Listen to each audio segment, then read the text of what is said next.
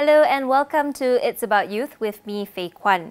The International Day of Persons with Disabilities is observed every year on December 3rd, but the challenges, rights and support for persons with disabilities require attention every day of the year. On today's episode of It's About Youth, joining us online is a member of SIUMAN. They are an autistic and disability rights advocate with the organisation. Now, this member has requested to remain anonymous, but some background for our viewers is that they are an autistic individual and a person with psychosocial disabilities, and they're currently based in the UK pursuing a master's in autism studies. This member is also a part-time user of augmentative and alternative communication, or known as AAC, which means they may use other methods of communication when it's difficult for them to use oral speech. They will be using a text-based AAC for this segment of the show, and there will be some pauses as they type out their answers. Now, this member has asked to leave these pauses in to represent how an AAC user communicates in real life, such as needing more time, more uninterrupted time to formulate their answers. Now, firstly, thank you for joining us on the show. And I think my first question for you is, where do you think Malaysia stands in terms of raising awareness about autism and supporting young autistic individuals?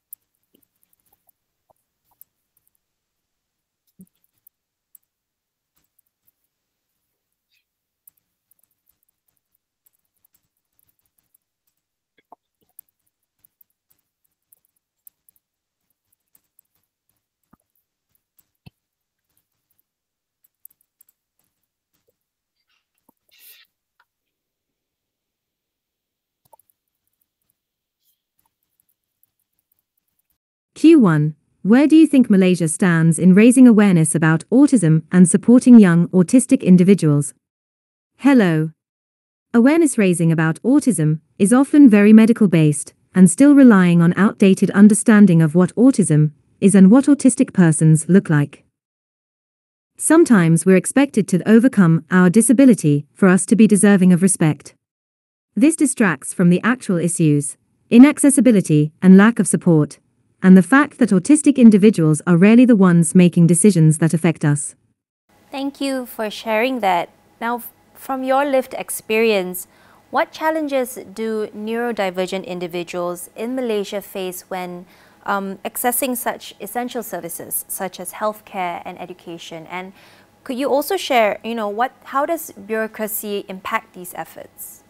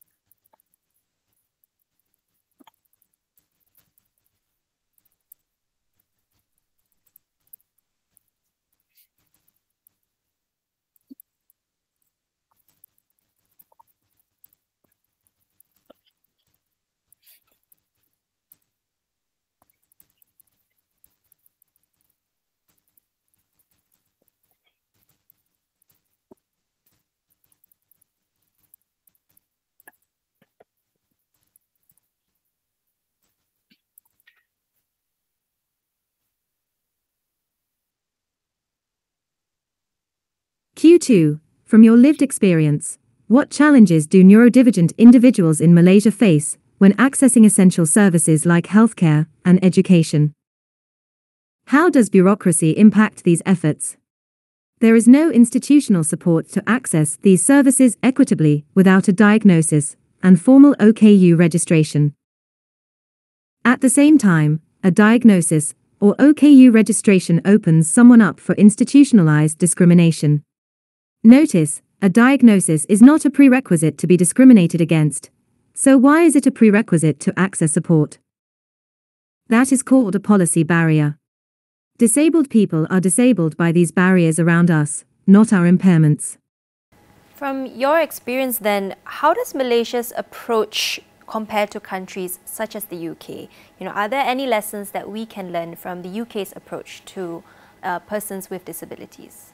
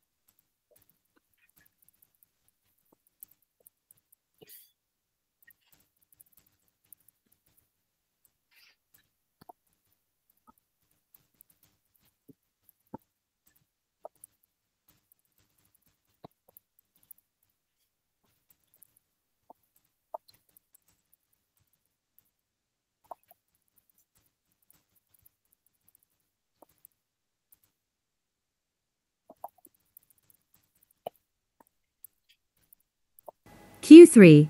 How does Malaysia's approach compare to countries like the UK? Are there lessons we can learn? Approach equals policies and attitudes that Malaysia adopts to address the challenges faced by persons with disabilities or neurodivergent individuals.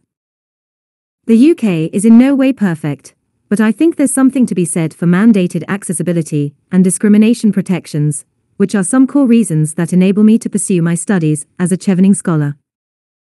The OKU community has been calling for better disability rights. The community wisdom is already there to be learned. It's only a matter of platforming the right stakeholders. And as a member of the OKU community, lastly, what is one specific action young Malaysians can take today to contribute to a more inclusive and supportive environment for persons with disabilities, the OKU community?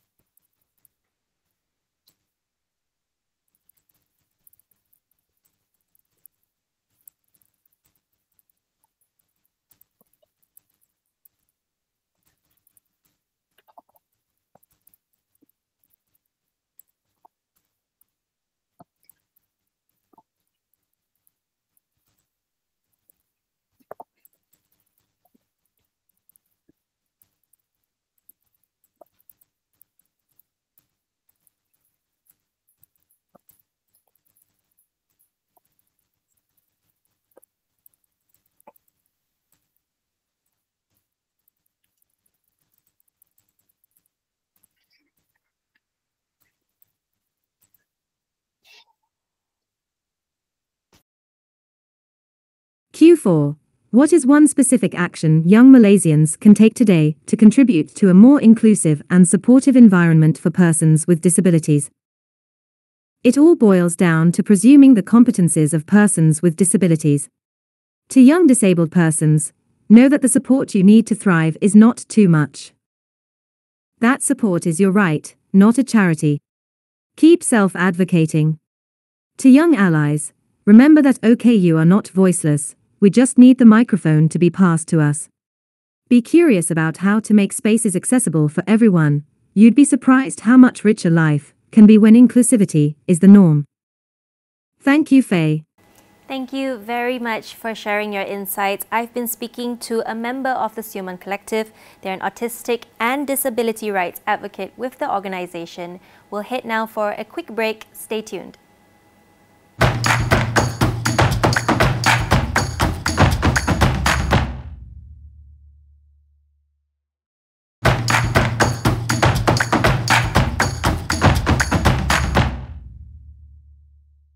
Welcome back to It's About Youth, where today we're discussing the challenges, rights and lived experiences of persons with disabilities.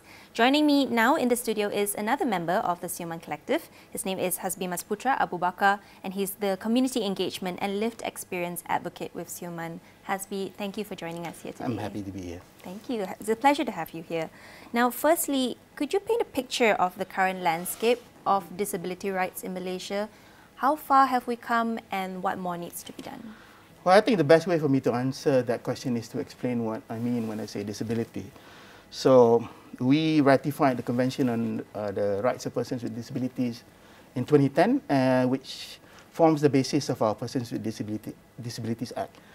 And it defines a disability as a person with a health condition or impairment interacting with negative social norms and negative social norms and inaccessible public spaces.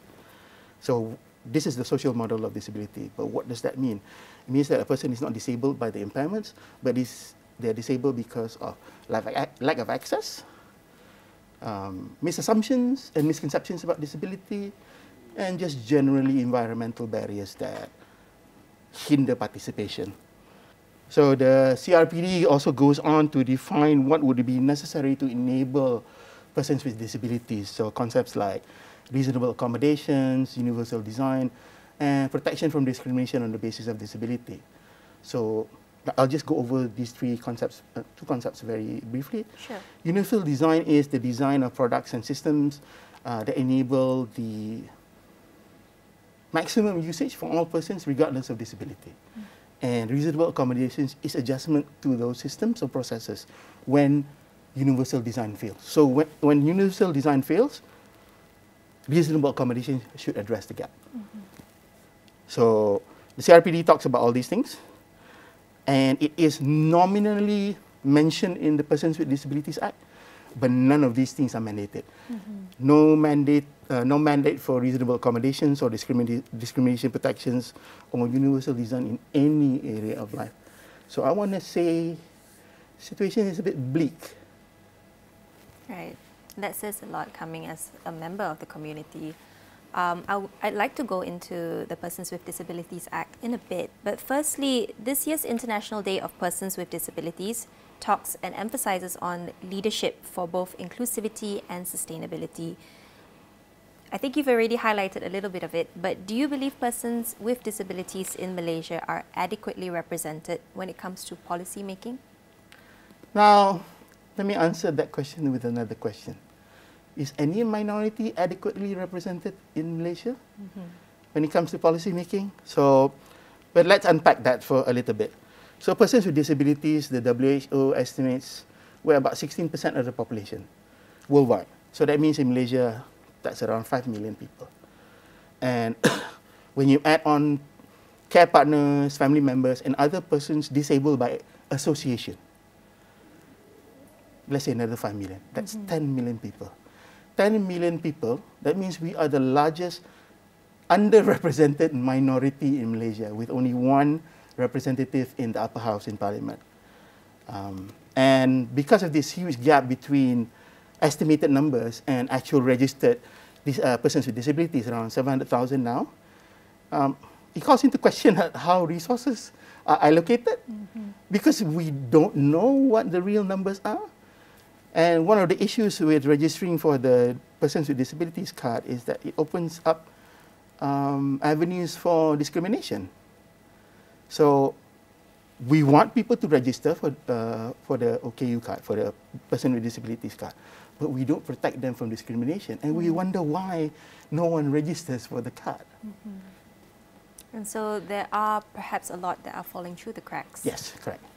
Well, under SIUMAN, you've also repeatedly highlighted several gaps within our legal framework, especially when it comes to protecting the rights of persons with disabilities and anti-discrimination. And among these, you've called for amendments to the Persons with Disabilities Act, to strengthen access and anti-discrimination protections.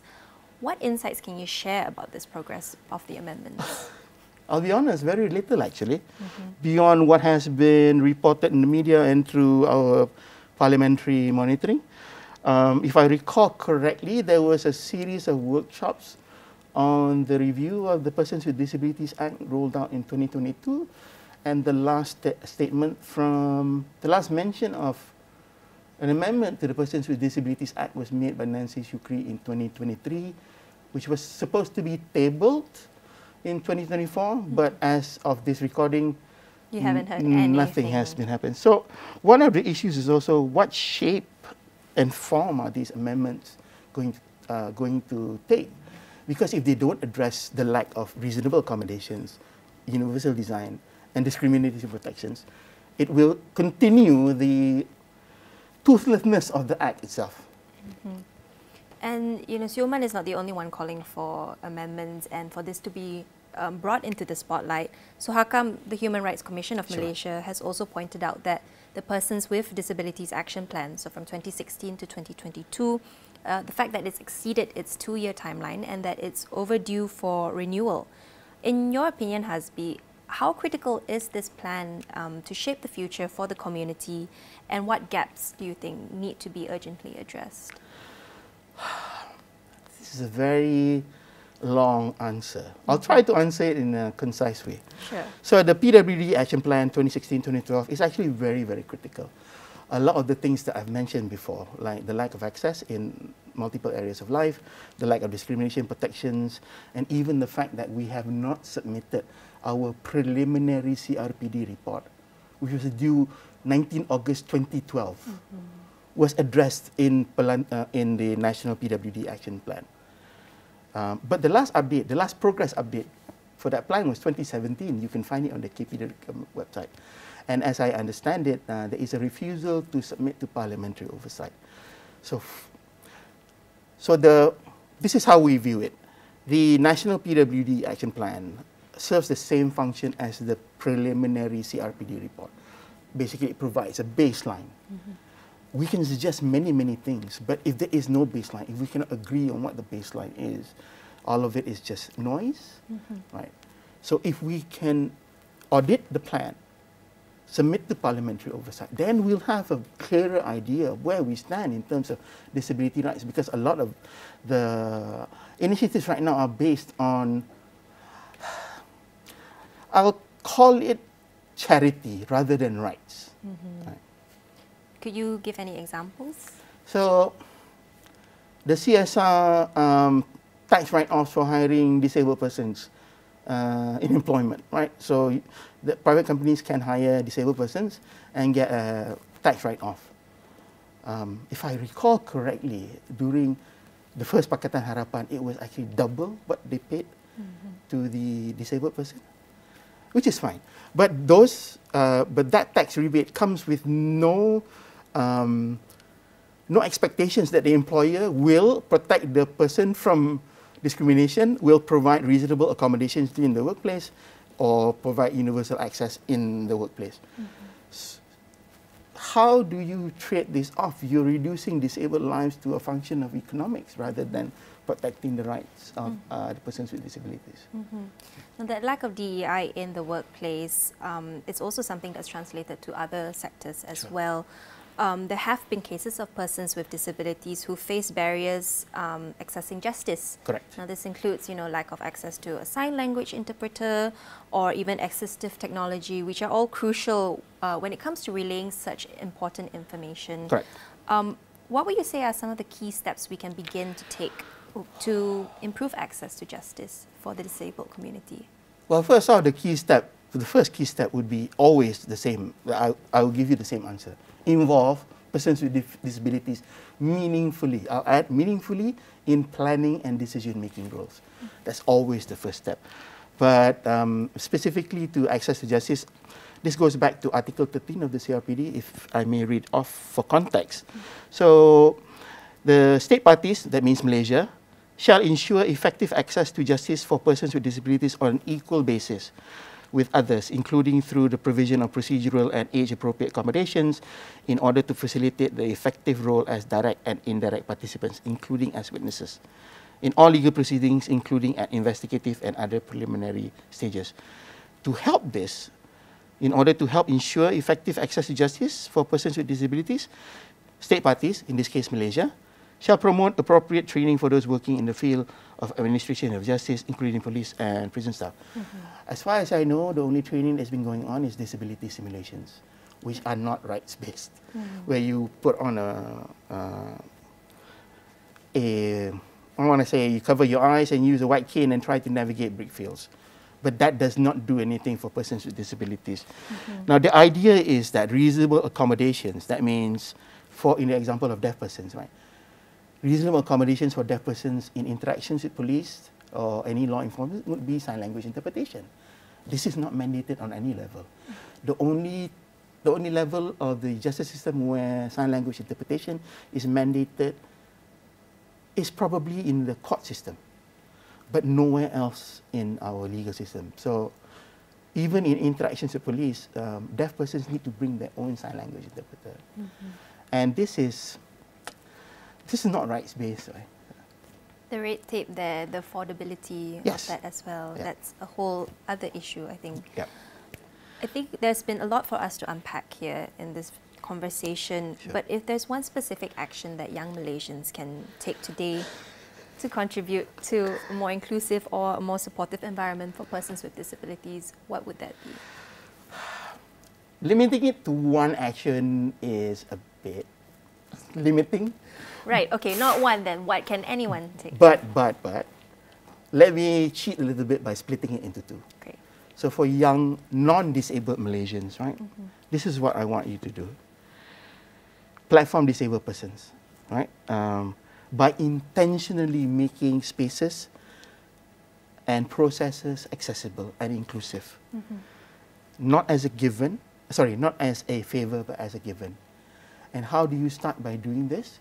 Be curious about accessibility. I think that's a good start. Be curious about accessibility. And for young disabled Malaysians, keep advocating, keep pushing for access and support. The access and support you require is a right. So that's all for me. Being open to learn. Yes. And being able to hear from you, giving the disabled community a voice and a seat at the table, not just to sort of tick off a checkbox or to, to include it in a report at the end of the year to say that you were inclusive, but to really bring meaningful change. Correct. Hasbi, is there anything else you'd like to add on regarding our discussion today? We probably don't have enough time. There's a lot to cover. Yes. Right, well, thank you so much for joining us on the show today. I've been speaking to Hasbeemasputra Abu Bakar, the Community Engagement and Lived Experience Advocate from SIUMAN Collective. This has been It's About Youth with me, Fei Kwan. Thank you for watching and good night.